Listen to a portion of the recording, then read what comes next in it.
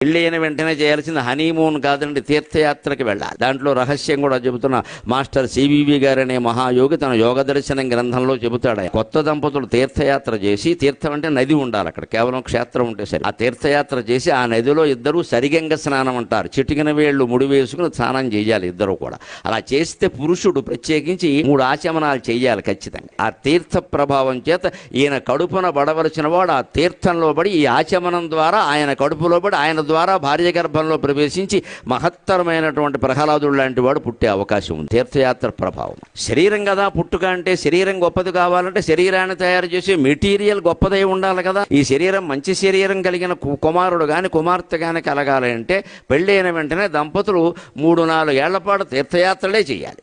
అప్పుడు మీరు తిరగండి ఓపిక. 25 ఏళ్ళు కూడా లేమి రోగం ఏంటి, ద్వాదశ జ్యోతిర్లింగాలే 36 కైలాసానికి కూడా మళ్ళీ వెళ్ళి రావచ్చు తీసుకెళ్ళేవాడు ఉంటే. ఇద్దరూ సేవించాలి నీళ్లు, ముఖ్యంగా పురుషుడు.